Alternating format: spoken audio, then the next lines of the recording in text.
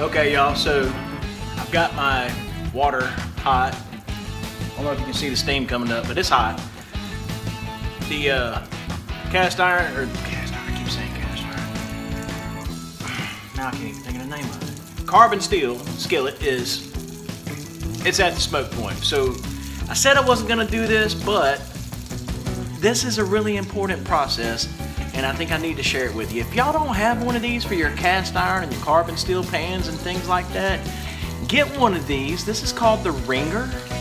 They sell it on Amazon, and they sell different versions of it. It's basically stainless steel chainmail. I don't recommend buying anything from China.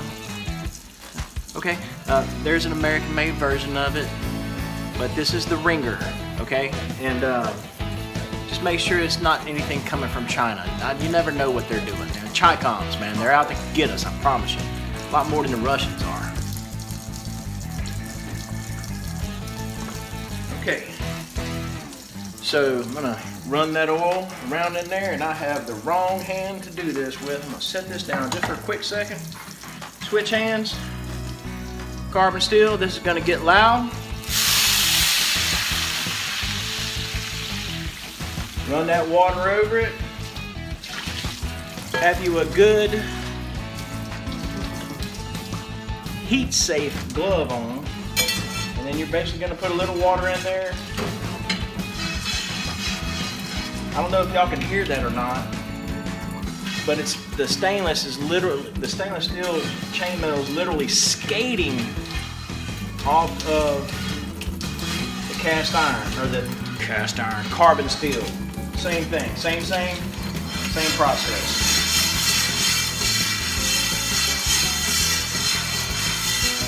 So that's all you're gonna do, right? You're gonna make sure, you're gonna look at it, get it in the light, you know, bounce some of that light off of there, make sure that you've got all the big particles off and things like that. Wash it out, use the light. See how that light's bouncing off of it? You're gonna use that light just for that right there. Make sure that there's no big particles and stuff like that on there. I really don't even have to put any more oil on this because there's plenty of it just coming right off, okay? Or staying on it, rather.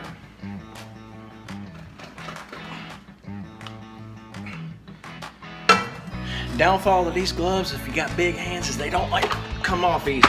Okay. Sorry. Paper towel. Give it a quick. See, look, see how pretty that is? Oh, got a little bit. No, that's just, look, just nothing. Just wiping right out. Wiping right out.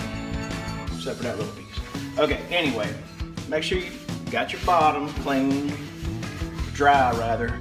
This is going back on the stove top. Okay.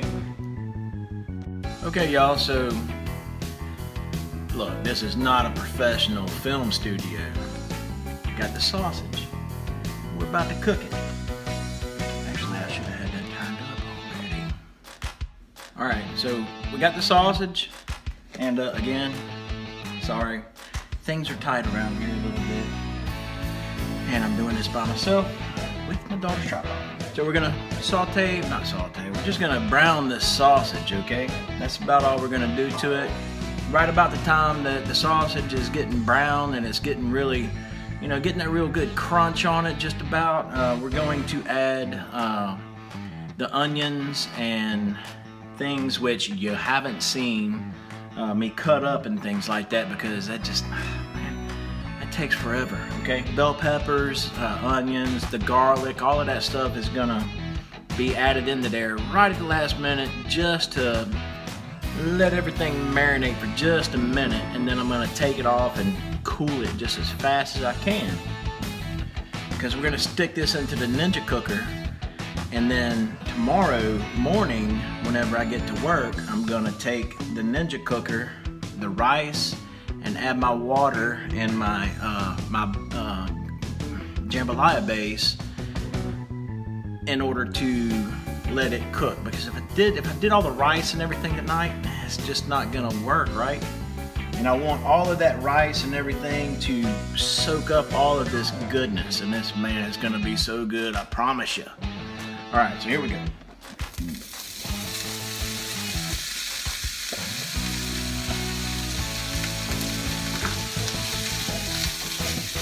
So, you know, sauteing, I keep saying it. Browning sausage. Oh, we had some escapees.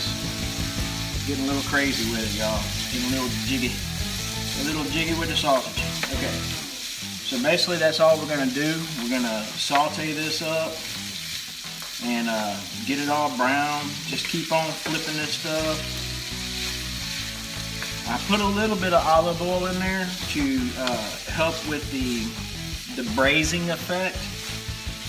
To go ahead and get it all coated. That's what we want to do. We want to get this stuff coated to where it starts to braise, really. That's what we're looking for, is a good braise. I think that's a technical term for it. Again, I'm no chef, I'm just a country boy. You know, country boys, we love to cook because we love to eat. Yeah, I shouldn't have done that. That was so goofy. All right, I'm not taking it out though because it's true. Okay, so just let y'all know something that I do or don't do. Whenever I'm cooking something like this, I'm just sauteing some sausage and garlic.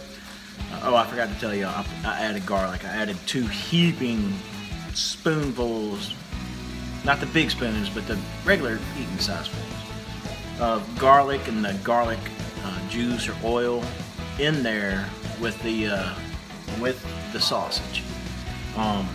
Whenever I do something like this, I don't wash my carbon steel out or my cast iron out.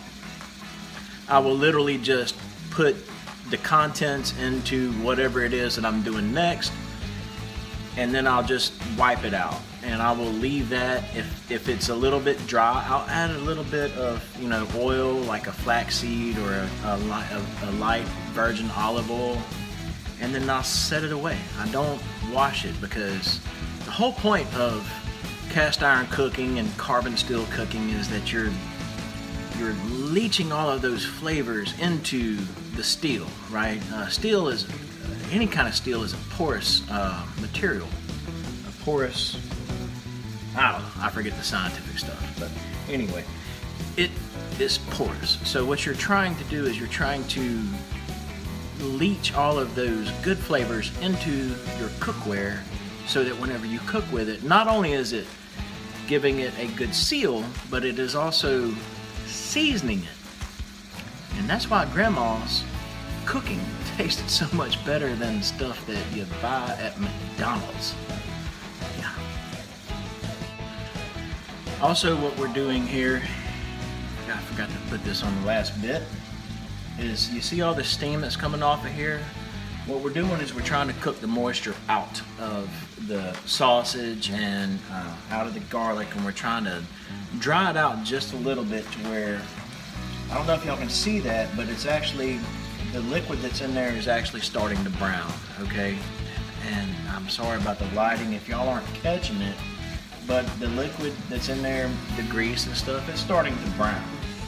Now, before this gets to the point of burning, I'm going to take it off of the heat. And what I do with my jambalaya is I actually don't dump that. Yes, I know it's unhealthy. It depends on how you look at it, right? So what I do is I actually keep that juice in there because I've cooked off all the moisture. And I'm going to add moisture back into it with the tomatoes and the onions and the bell peppers and the jambalaya base, all of that, and I'm gonna have to add some water too, right? So I'm going to add water back into it, but what we're doing is we're keeping those oils and things that are in there, and that's where the flavor's at, y'all. If you wash this, you're literally destroying your jambalaya. It's not going to taste as good, and it's not going to taste like something that you got from a restaurant down here in the South. Any good restaurant, that is. Okay.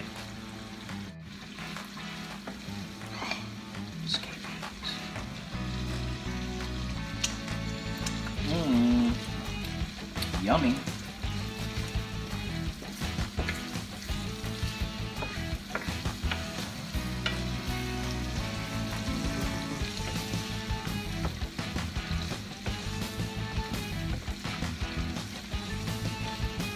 one of those pieces hit the ground. I'm gonna let my dog get that whenever he comes in from the bathroom.